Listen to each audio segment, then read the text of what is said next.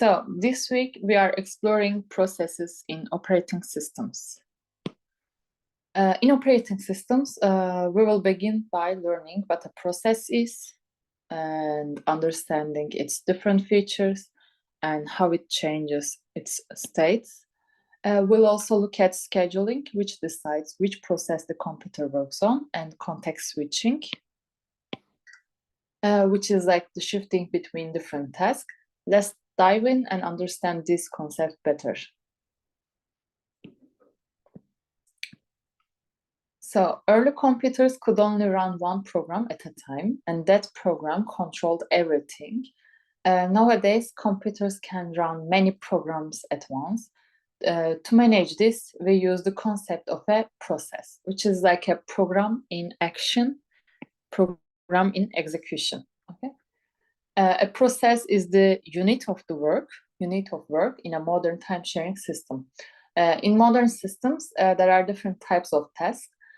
Some are executed by the computer's operating system, while others are executed by the user programs. These tasks are managed as separate processes.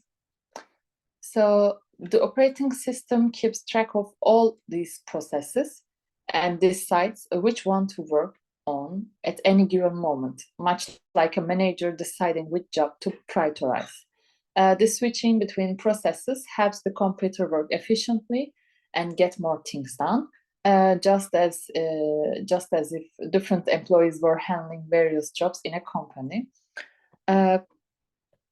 Potentially, all these processes can execute concurrently with the CPU, multiplexed among them. By switching the CPU between processes, the operating system can make the computer more productive.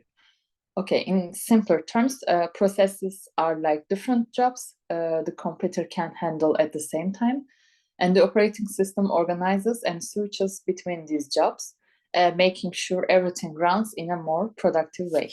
Okay, so you might be wondering about the different terms that I used so far, job, task, and process. When talking about operating systems, one common question is what to name all the activities involving the CPU. In some systems, tasks are called as jobs, like in batch systems. In others, especially when multiple people are using the computer at the same time, they are called task or user programs. Even if you are using a computer all by yourself, you might have more than one program executing at once, like writing a document or browsing the web, or maybe checking emails, maybe listening to music on desktop application. All of these things the computer does, whether big or small, we call them processes. Sometimes we might use the word job, but we mean the same thing, yeah. So the terms job, process, and task are almost interchangeably. Okay, so to keep it simple, all these activities are like different tasks or jobs the computer can handle. We often use the term process to cover all of them, but you might hear job too. It's just different ways of saying the same thing. So what about program? Is it exactly the same thing as a process? No. So it's important to understand that a program is not the same as a process. A program is like a set of instructions stored in a file on the computer. So we call this file executable file. So it's a passive entity. Program is a passive entity. It is just sitting there until something happens. A process, on the other hand, is an active entity with a program counter specifying the next instruction to execute and a set of associated resources. Okay, so when you load an executable file into the computer's memory, it becomes a process. There are two ways to do this, like clicking on an executable file or typing the name this file on the command line. Okay, so here's the key difference. Even if two processes are using the same program, they are considered separate. For example, different users might be running their own versions of an email program, or one person might open multiple copies of web browser.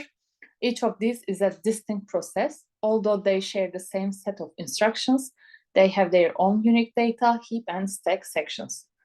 So a process, as I previously mentioned, is a program in execution. It's more than just the program's code. It also includes the current activity indicated by the program's counter value and the contents of the processor registers, okay? So the structure of a process in memory is depicted in this figure. So in addition to these elements, a process typically contains a process stack, which holds temporary data such as function parameters, return addresses, local variables, okay? So it may include function parameters, return addresses,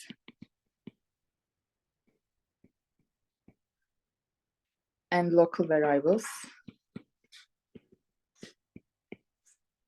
There's also data section, okay? For global variables, we can say. Some processes even have a heap, which is dynamically allocated memory space used during runtime.